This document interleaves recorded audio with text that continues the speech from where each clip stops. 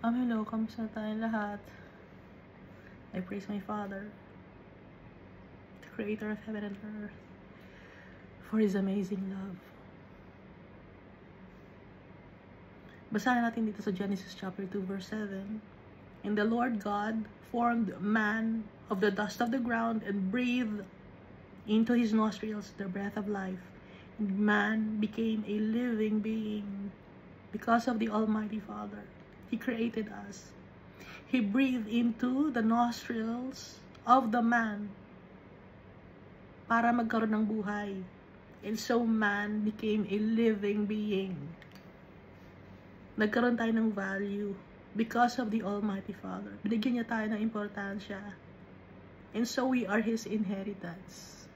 Kaya, wala tayong may pagmamalaki sa tatay natin. Hindi tayo dapat maging matigas ang ulo.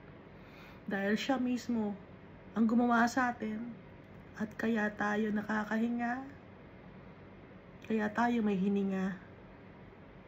Dahil kay Almighty Father, galing yung hininga natin. And so we must live for our Father all the days of our lives. Dahil lahat came from our Father, the Creator of this world.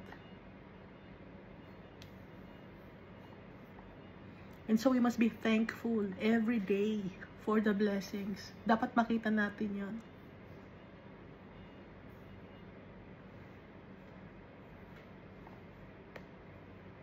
And we must also thank Jesus Christ for His redeeming blood.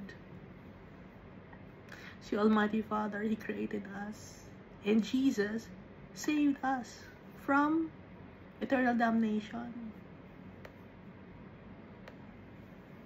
And we must also thank the Holy Spirit for comforting us, for always reminding us to do the right thing in the eyes of God.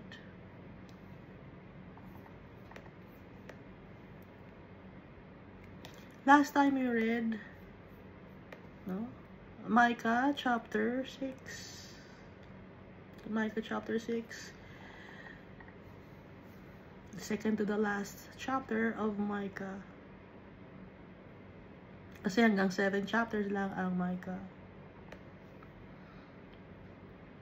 So, ang message dito sa Micah chapter 6, i-announce natin sa buong mundo yung complaint ni Almighty Father. Ano ang complaint ni Almighty Father? Matitigas ang ulo ng mga tao. Stubborn, arrogant. Ayaw sumunod kay Almighty Father. Nagtatanong si Almighty Father, "Oh my people, what have I done to you?" Ano ba ang nagawa ko sa inyo? Paano ko kayo pinagod? And how have I wearied you? Testify against me. Sabihin niyo sa akin kung anong mga problema ninyo. At iniisa-isa dito ni Almighty Father ang kanyang mga ginawa para sa mga tao. Ipinadala niya si Moses, Aaron, and Miriam sa mga prophets, no? Ano pa? The Lord God freed us from the bondage of sin. Saved us from eternal damnation. Ano pa? Ginaguide tayo ni Almighty Father. Pinatawad niya tayo. Pinoprotektahan niya tayo. Lahat-lahat na binigyan na ni Almighty Father sa atin.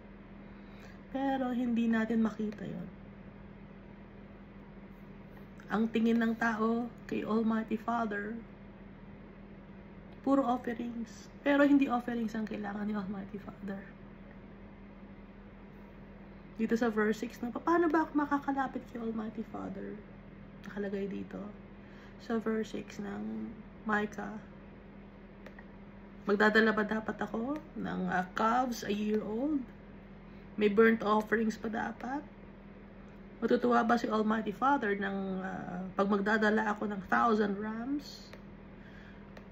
So ito ay mga material things, no? Ibig sabihin nito, ano bang ibibigay ko para makalapit? Ano ang gusto ni Almighty Father? Tithes and offerings ba? Hindi.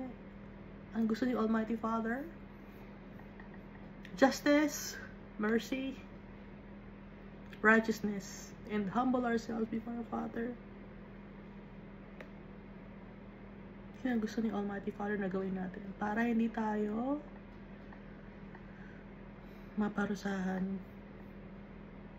at maitapon sa eternal damnation. At itigilan ng mga tao ang kanilang mga wickedness, ang kanilang mga kasinungalingan,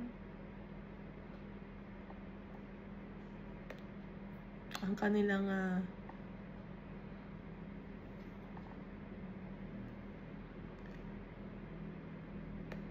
covetousness. Itigil na ng mga tao ang greediness. Dahil pag hindi tinigil ng tao yun, si Almighty Father, kahit na magpakahirap ang mga tao, wala siyang masisave. Dito sa mundo, kahit ano pa ang gawin ng tao, wala siyang masisave. He will never be satisfied ang tao. There's no contentment. Dahil yung mga directives ni Almighty Father hindi ginagawa, hindi sinusunod.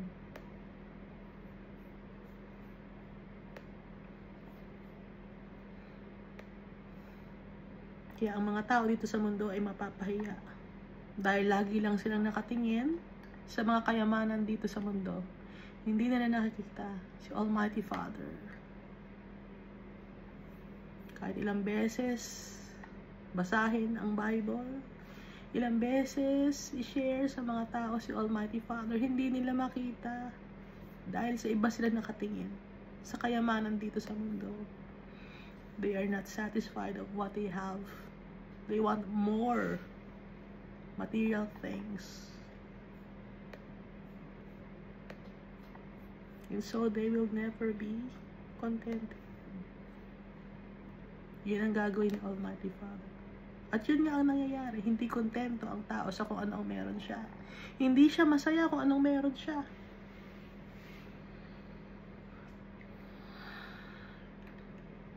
Kaya dito sa mundo, puro wickedness ang nangyayari.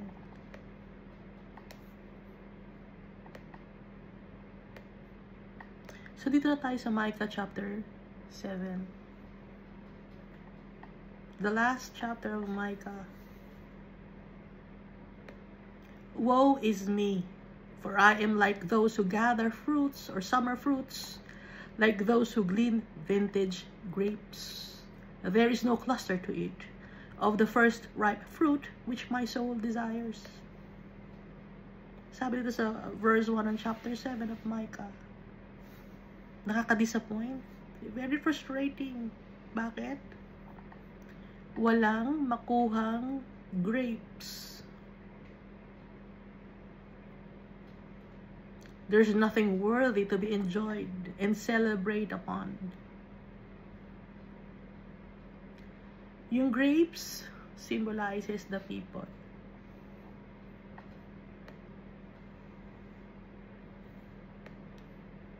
Yung mga tao, no? There is no cluster to eat. Baka sabihin niyo kayo ang kakain. Hindi. Kasi ang tao, matao ka, no? Naisip nila puro pagkain. Ito, ang sinisimbolize ito ay tao. Walang mapili sa mga tao.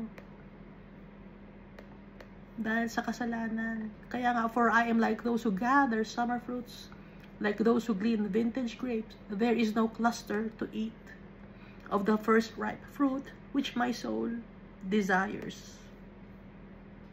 Walang worthy. Dahil lahat gumagawa ng kasamaan. Verse 2.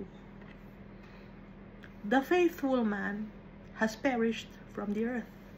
Wala nang faithful or loyal na tao dito sa mundo. And there is no one upright among men. Walang gumagawa ng tama or righteousness. They all lie in wait for blood. Lahat swapang, greedy. Every man hunts his brother with a net. Lahat gustong manloko sa kapwa-tao nila. Lahat gustong gamitin ang kapwa-tao, mag-ambuso, mag-manipulate at saktan ang kanilang kapwa-tao.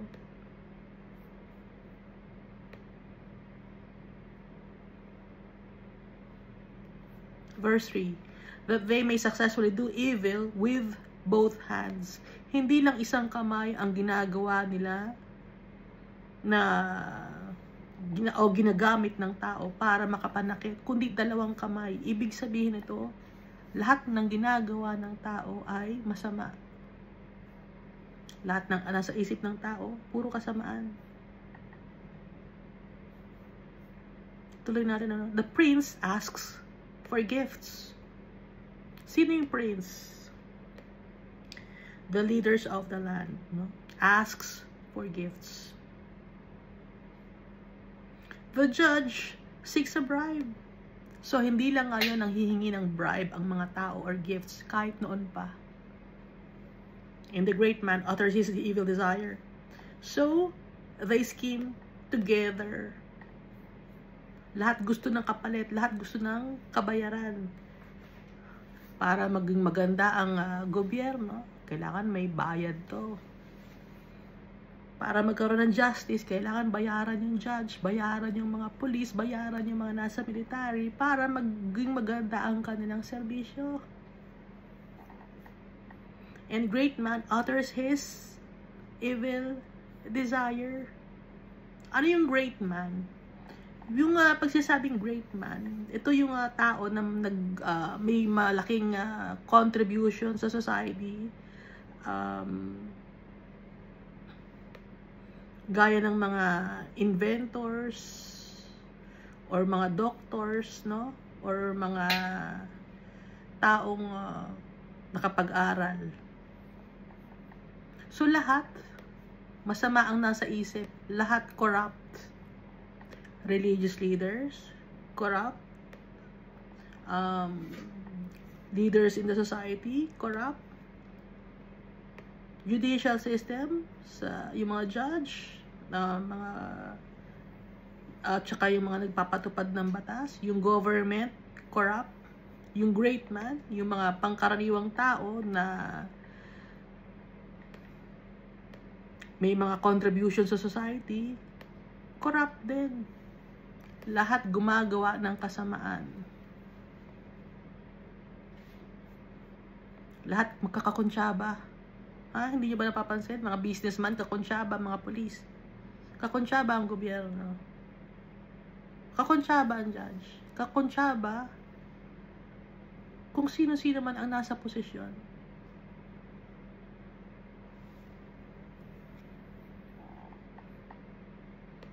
Verse 4. The best of them is like a briar. The most upright is sharper than a thorn hedge. Yung mga tao parang spiny plants. Nakakasakit ng kapwa-tao. Briar, no? May tusok-tusok. Yung most upright is sharper than a thorn hedge. May mga hindrances. Kaya hindi makapag-advance ang society. Because of corruption. Because of the wickedness of the people. Because of greediness. Selfishness. Not only the government officials, but also the businessmen. And the religious leaders as well. Lahat gusto ng pera. Swapang. Now the day of your watchman and your punishment comes. Darating ang punishment. Now shall they or shall be their perplexity. Perplexity means confusion. Mako-confuse ang mga tao. Bakit? Dahil darating ang punishment. Hindi alam kung kailan. Now shall be their perplexity. Pero darating. Itatanong niyo, paano yung mga wicked people na wala na sa mundo na to? Yung mga wicked people na wala na sa mundo na to, na mga hindi nakahingi ng tawad kay Almighty Father, hindi lumapit kay Jesus Christ, doon sila sa impyerno.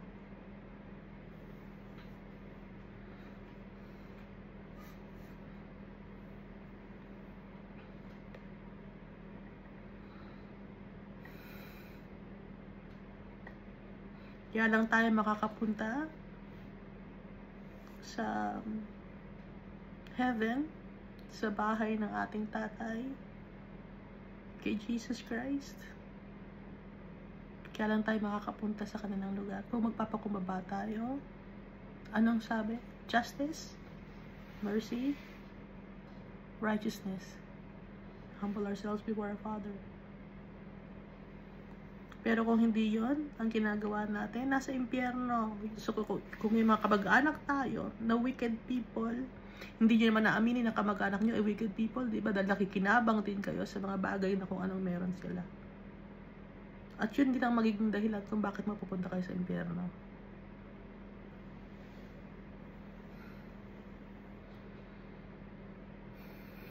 Lumalaki ang Sheol. Nag-expand ang Sheol. Bakit? Dahil sa mga wicked people. Paano nag-expand? Pinapalaki ni Almighty Father. Si Almighty Father ang gumawa ng impyerno. Para din ilagay ang mga wicked people para maparusahan for all eternity. Because in Hades, there is no hope and a future for those people who are already in Hades. Kaya si Almighty Father, lagi siya nag-remind sa atin para hindi tayo makapunta ng Hades. Para hindi tayo maitapon sa lake of fire. Binibigyan tayo ng warning ni Almighty Father. Ayaw maniwala ng tao, ayaw makinig. Matigas ang ulo ng tao.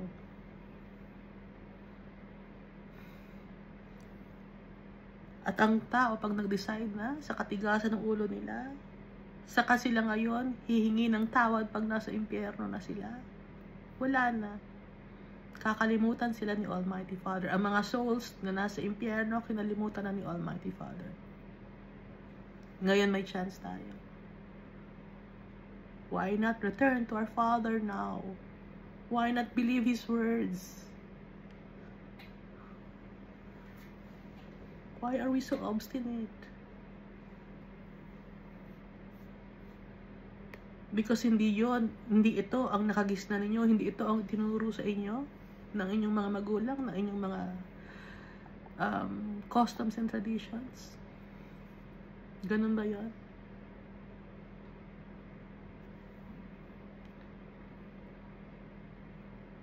Iniligaw na kayo ng demonyo. Nilagaw na kayo ng kaaway.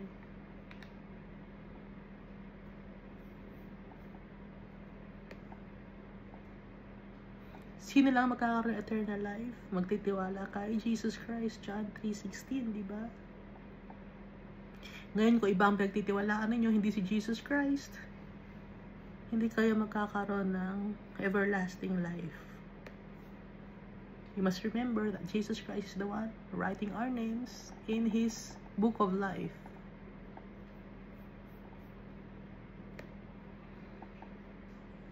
Dito tayo sa verse 5 ng Micah chapter 7.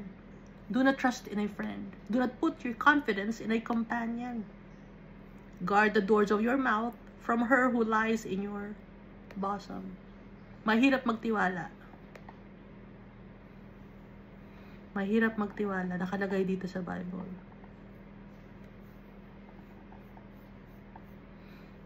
Nakalagay din to, no? Sa Luke chapter 12 verse 53.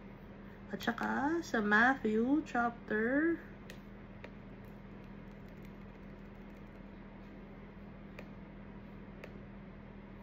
10 verse 21.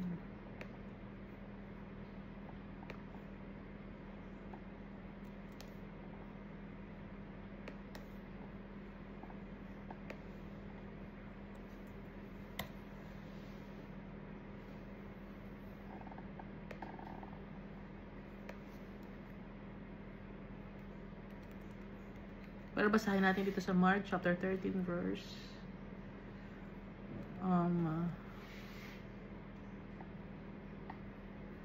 12. No brother will betray brother to death, and a father his child, and the children will rise up against parents and cause them to be put to death. And you will be hated by all for my name's sake, but he who endures to the end shall be saved.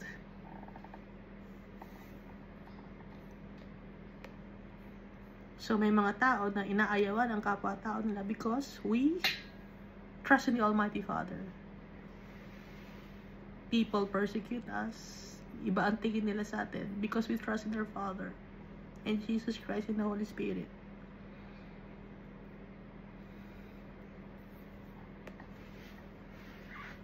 Pero huwag tayong matatakot. Do not be afraid. For our Father is with us. Jesus Christ is with us and the Holy Spirit is with us. So why should we be afraid? Ituloy natin that's verse 5. Do not trust in a friend. Do not put your confidence in a companion.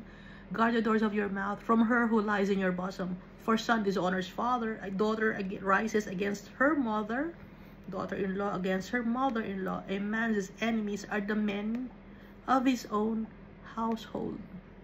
Therefore, I will look to the Lord. I will wait for the God of my salvation.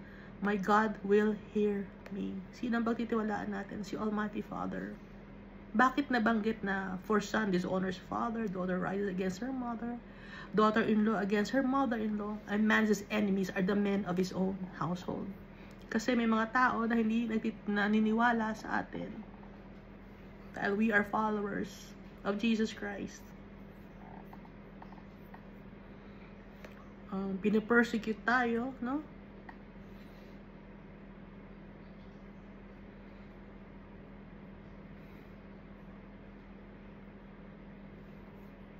Dahil sinasabi natin ang totoo sa mga tao.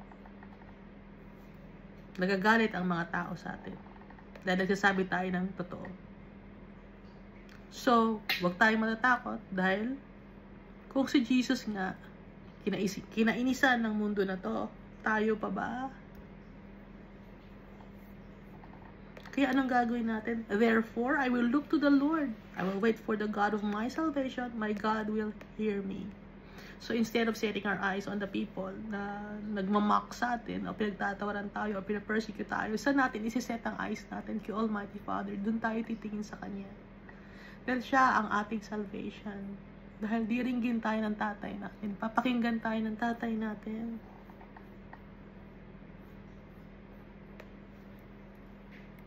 Verse 8. Do not rejoice over me, my enemy. When I fall, I will arise. When I sit in darkness, the Lord will be a light to me. So, sino ba yung mga enemy natin? Baka sabihin nyo, wala naman kayong mga enemy. Sino ba mga enemy niyo? May mga tao na natutuwa sila pag nakikita nila na ang isang tao ay miserable ang buhay. Sasabihin nila, Kristiyano ba yan? O tingnan mo, ba't mahirap lang yan? Hindi naman yung mayaman yan eh. Ano yan? Kristiyano yan. Nagsumusunod yan kay Almighty. Ano yan na? Mahirap pa yan sa daga. Nasabihan na ako, mahirap pa sa daga. Mga patay gutom.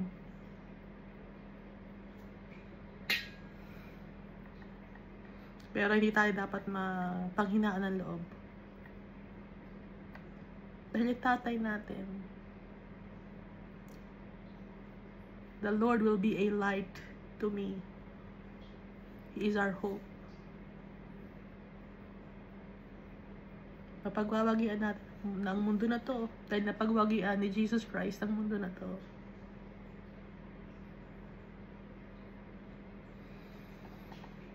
Kaya kahit na bumagsak tayo, kahit nakaka-experience tayo ng pains and sufferings, we will arise. Kahit nasa darkness tayo, sino ang light natin? Si Almighty Father. Kasama natin. Verse 9, I will bear the indignation of the Lord, because I have sinned against Him, until He pleads my case and executes justice for me. At kaya tayo nakakaranas ng mga pains and sufferings, it's because nagkasala rin tayo. We failed our Father. Kaya dapat yung punishment, tanggapin natin. Punishment ng Almighty Father, accept it. And then ask for forgiveness. Tanggapin natin yung mga bagay na nasaktan natin yung tatay natin. May punishment yun. Tatanggapin natin yun. Acknowledge natin. Humble ourselves before our Father.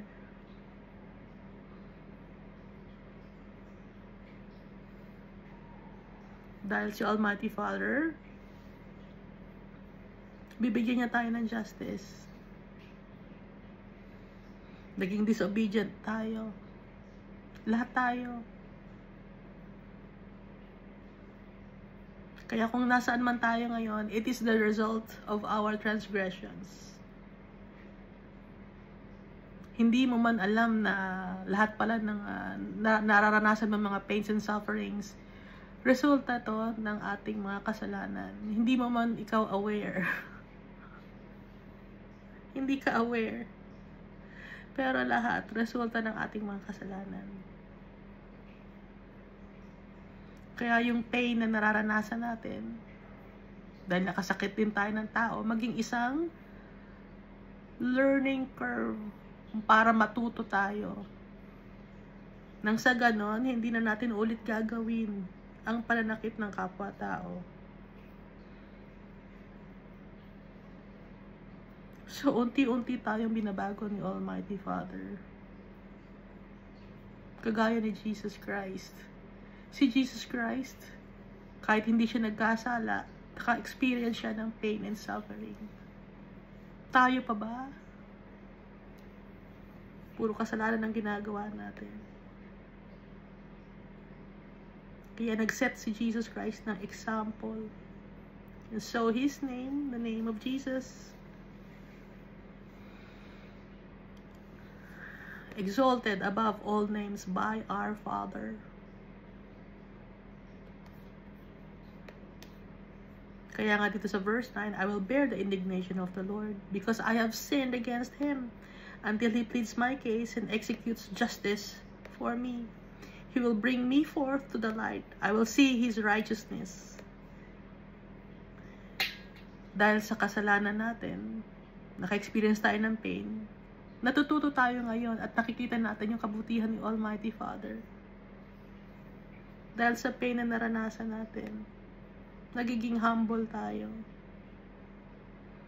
Nakikita natin yung kamalian natin. So, yung na-experience natin, penalty yon of our error. Yung decision making natin, nagkakamali tayo. No? So, may mga penalty yon. Kung ano man ang nararanasan nating pain, it's the penalty of our error. Someday, we will be like Jesus. Perfect. At hindi na mawala ng pag-asa si Almighty Father. He is correcting us because He has a bigger purpose for us. Anong purpose ni Almighty Father? For us to receive our birthright, our inheritance.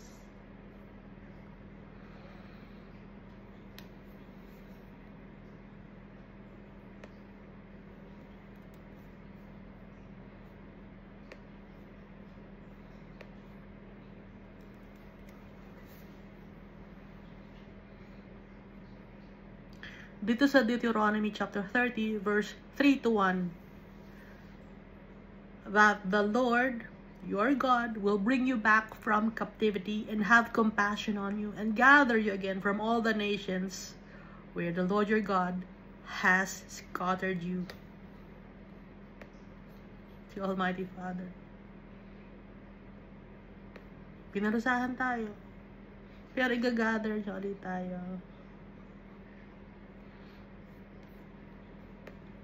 Verse 10, then she who is my enemy will see me. Sabi dito sa Micah, chapter 7, verse 10. Then she who is my enemy will see me. Sino yung she? She, ang ito ay ang mundo. Ang mundo, ang enemy. Ha? Bakit naging mundo ang enemy? Dito sa James chapter 4, verse 4.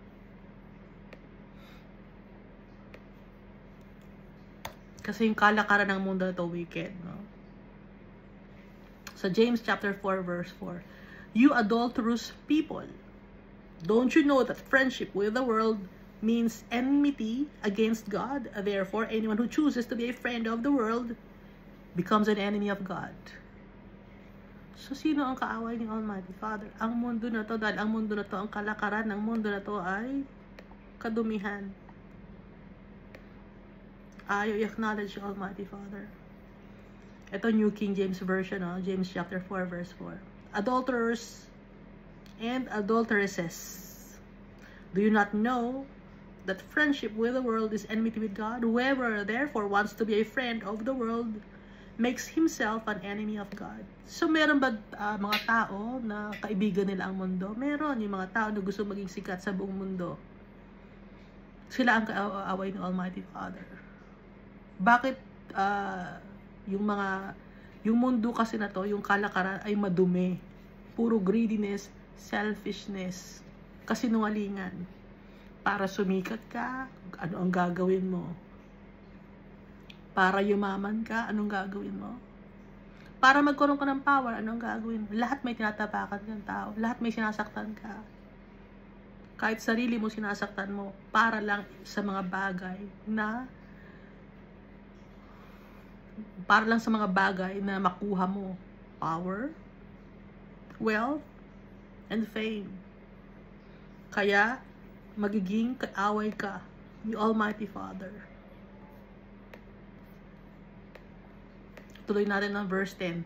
Then she who is my enemy will see me. Yung mundo, makikita tayo. And shame will cover her who said to me, where is the Lord your God? My eyes will see her. Now she will be trampled down like mud in the streets. Anong mangyayari sa mundo? Ipapahiya ang mundo na to. At makikita natin anong gagawin sa mundo na to. This world will be destroyed. It will be trampled down like mud in the streets. Parang putik sa kalye.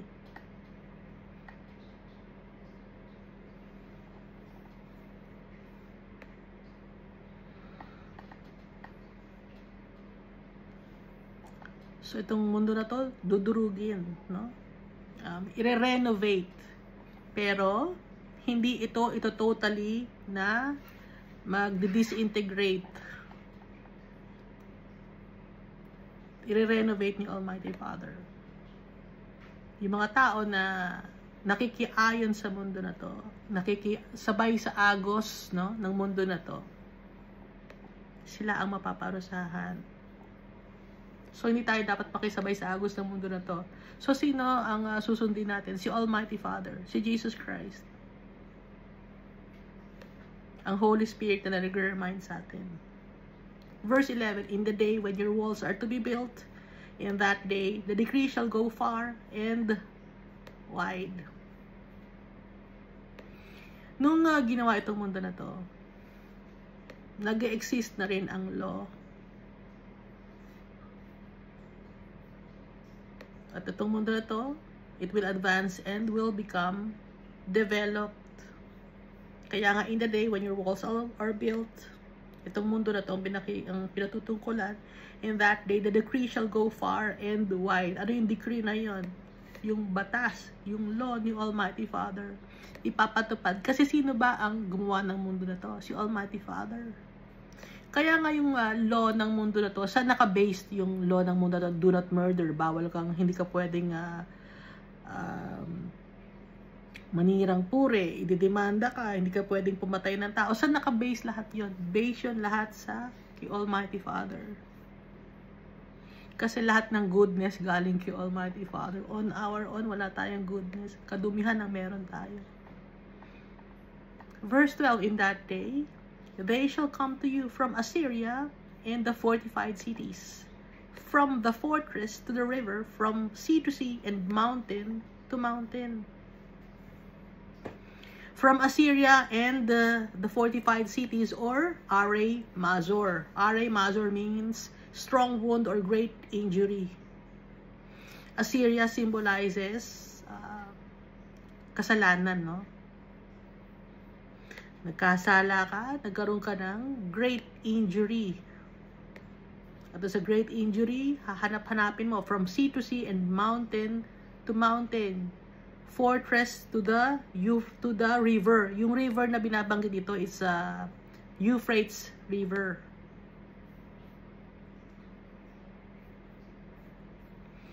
So itong mundo na to, ginawa to ni Almighty Father for the people to enjoy.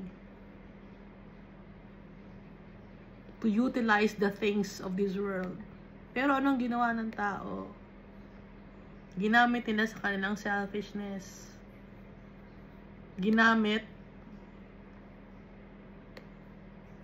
ang mundo na to at naging way para maging makikasalanan ang mga tao.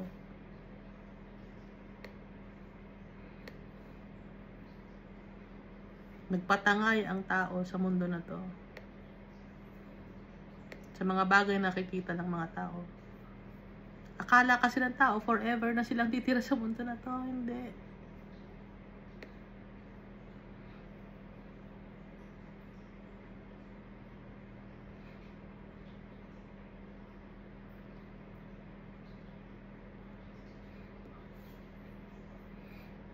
Kaya itong makasala ng mundo na to, nagiging progressive, no?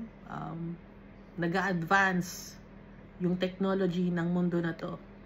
Na kahit makasalanan, nag-a-advance ang technology. Pero dito sa verse 13, anong nakalagay sa verse 13? Yet, the land will be desolate. Nag-advance nga ang mundo. Yung technology, maganda nga ang technology. Yung system, maganda. Pero, ang lupa will be desolate or will become a wilderness.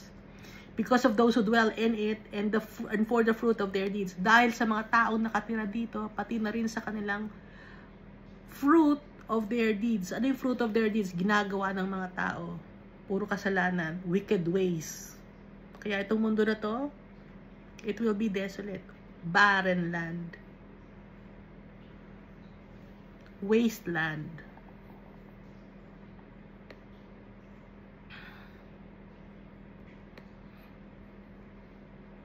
Maganda nga ang mundo, pero yung mga nakatira, walang kwenta.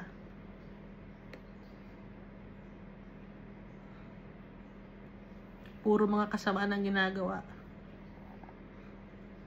Ang gaganda ng binigay sa atin ng mga blessings ni Almighty Father, mga puno, mga halaman, mga mountains, yung mga resources na binigay sa atin, ang ganda. Pero sinisira ng tao dahil sa kanilang selfishness and greediness.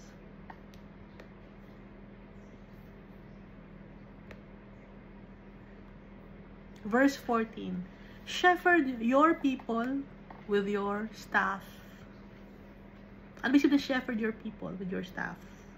Turuan ang iyong mga tao sa pamamagitan ng iyong staff. The flock of your heritage. Heritage means inheritance.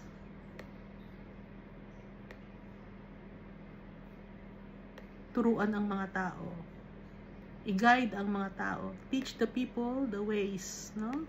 Ano bang ways? Si Jesus Christ is the way, the truth, and the life. Who dwell solitarily in a woodland in the midst of Carmel. Carmel means orchard or garden. Let them feed in Bashan and Gilead as in days of old. Bashan means fruitful.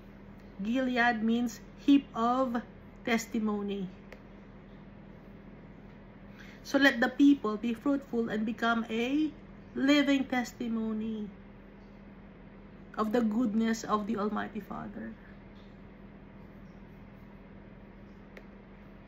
So yung turo ni Almighty Father, yung righteousness, mercy, justice, humble ourselves before our Father.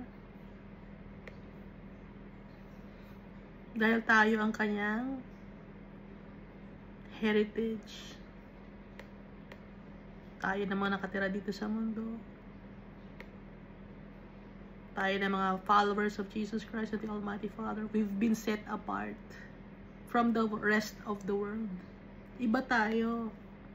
Kaya so tayo, magiging fruitful tayo. Magiging living testimony tayo to other people that the Lord is good.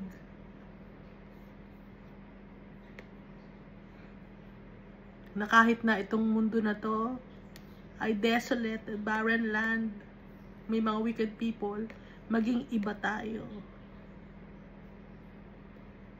Sunundin natin ang mga utos sa atin ng tatay natin. Verse 15, as in the days when you came out of the land of Egypt, I will show them wonders. Gaya ng time na galing sa Egypt ang mga Israelites, ipinakita ni Almighty Father sa mga tao yung power niya and yung gloriousness niya. At He showered the people with His blessings. Ganun ang gagawin ulit ni Almighty Father.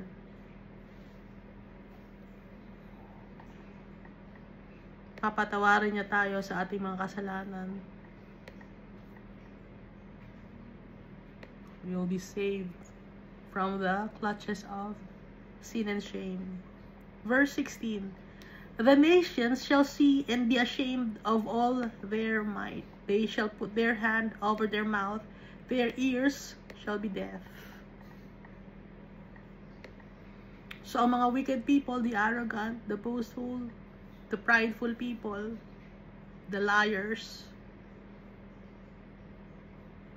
makikita nila ang gloriousness of the Almighty Father at mapapahiya sila. They will be humiliated and shamed. And they will never understand the ways of the Holy God. Because nakalagay dito, their ears shall be deaf. Hindi nila maiintindihan. Kahit ano pa ang explain natin, napahiya sila, pero hindi pa rin nila maintindihan.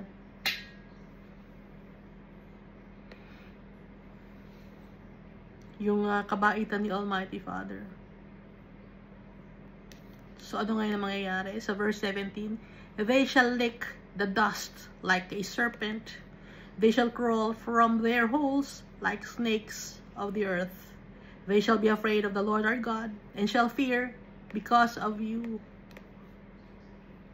So yung mga rebellious people and the disobedient, the selfish, the greedy, the prideful, they will crawl from their holes. Para silang mga ahas.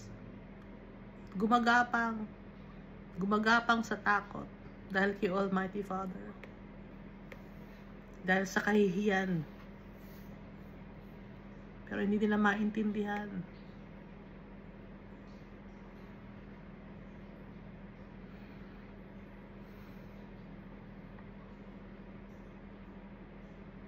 At sila ay hihingi ng kapatawaran.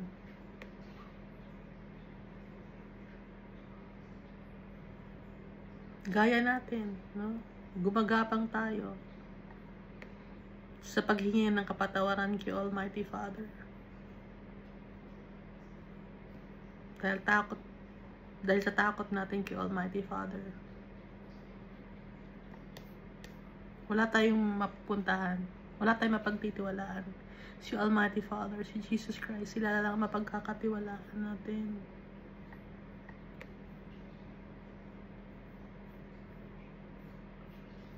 Verse 18, who is a God like you? Sino ang isang God na katulad mo? Pardoning iniquity, nagpapatawad sa kasalanan, and passing over the transgression of the remnant of His heritage. He does not retain His anger forever. Hindi laging galit si Almighty Father. Hindi forever ang galit ni Almighty Father. Because He delights in mercy. Mercy is loving kindness. Magkakaroon ng awa sa atin si Almighty Father. Kaya papatawarin niya tayo sa ating mga kasalanan.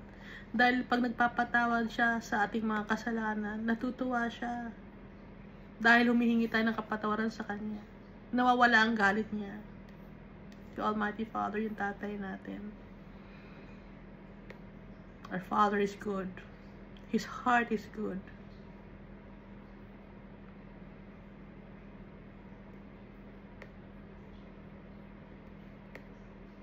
Kahit ano pa ang mga nagawa nating kasalanan, papatawarin tayo ng tatay natin.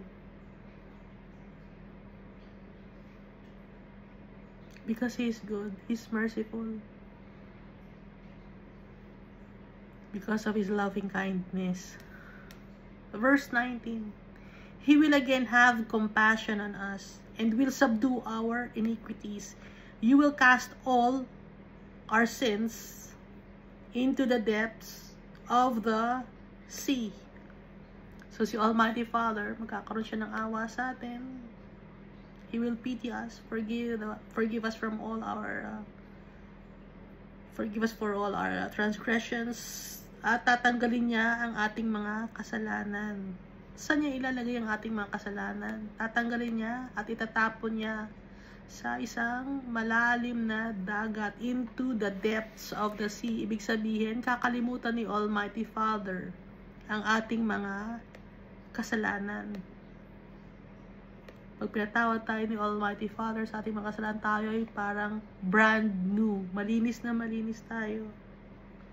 Kaya pag pinatawad tayo ng ating tatay, huwag na tayong babalik ulit sa putik gaya ng mga baboy.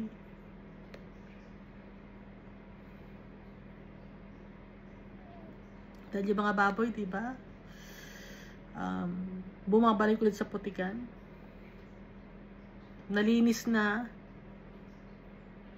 pero bumabalik ulit sa putik. Huwag tayong maging kagaya ng mga baboy.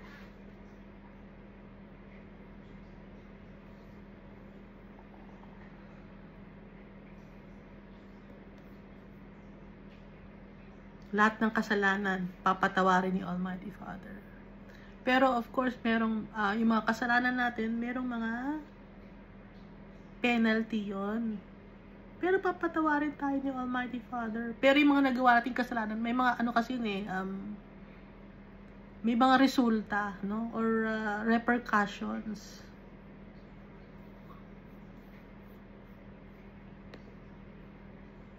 Pero papatawarin tayo ng tatay natin. At magpapakumbaba tayo. Dahil sa kapatawaran na binigay sa atin ni Almighty Father. Nagiging grateful tayo kay Almighty Father. Because His mercy and love abounds. Verse 20. You will give truth to Jacob. Jacob means follow, no? Or follower. And mercy to Abraham. Abraham means father to many nations, which you have sworn to our fathers from days of old. So ito yung last verse ng last chapter of Micah. You will give truth to Jacob and mercy to Abraham. Baka itanong niya, bakit nandiyan si Jacob? Bakit nandiyan si Abraham? Tapos na yun. Symbolically speaking lang to, no? Figuratively speaking, no? Which you have sworn, nag-promise kasi si Almighty Father na isi-save niya ang mga anak ni Abraham. At gagawin ni Almighty Father yun. He is true to His words. Fulfill ni Almighty Father ang kanyang promise. That He will bless the nations na nagtitiwala sa Kanya, nagmamahal sa Kanya, rumerespeto sa Kanya. Gagawin ni Almighty Father yun dahil sinabi niya. At nagtitiwala tayo sa Kanya. Because our Father is good. Trustworthy. Ang tao, hindi mapagkatiwalaan. Pero ang tatay natin, si Almighty Father, iba siya. He's faithful, He's just, He's for truth. He's for mercy, He's for justice. Gaya ni Jesus Christ. At kaya nagiging maganda ang tingin ni Almighty Father sa atin because of Jesus Christ. Gagayahin natin si Jesus Christ. Nag-set na example si Jesus Christ. Kaya si Jesus Christ ang the way, the truth, and the life. Na kaya tayo magkakaroon ng everlasting life because of Jesus Christ. Gagayahin natin siya. Gagayahin natin yung kanyang faithfulness to the Almighty Father. Si Jesus Christ is faithful to our Father. Pag faithful, lahat ng gusto ni Almighty Father, ginawa ni Jesus Christ. Lahat ng bagay na ikakatuwa ni Almighty Father, ginawa ni Jesus Christ. At yun din ang gagawin natin. Para matuwa sa atin ang tatay natin, gagayahin natin si Jesus Christ. Pinadali na ni Almighty Father ang lahat. Nung pinadala niya si Jesus Christ sa atin, yung ating Savior and Redeemer. Before, walang pattern ang tao. Ang pinapadala ni Almighty Father, mga prophets. At nakita naman natin, nabasa naman natin yung mga prophets, diba? Walang kagaya ni Jesus Christ. Iba si Jesus Christ. Simula pa sa Book of Genesis up to the Book of Revelation, binabanggit yung ating Savior and Redeemer. Yung prophets, no, isang book lang binabanggit, or yung mga apostles, konting book lang binabanggit. Pero si Jesus Christ, all throughout, every books in the Bible, binabanggit si Jesus Christ. Although hindi Jesus ang nakalagay, kundi the branch of righteousness, the Messiah, the Redeemer, the Lamb of God, Michael, no? Yun ang nakalagay ng mga names, diba? Iba-iba ang names. Bakit iba-iba ang names na nakalagay? Gusto ni Jesus Christ na mapapurihan ang pangalan ni Almighty Father. At nakafocus kay Almighty Father ang lahat. Very humble si Jesus Christ. Gagayahin natin. Magpasalamat tayo sa tatay natin. Hindi niya tayo iniiwan.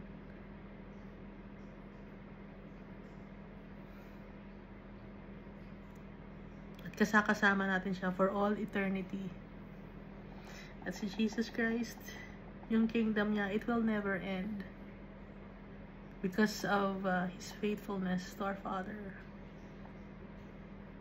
Thank you, and God loves us all so much.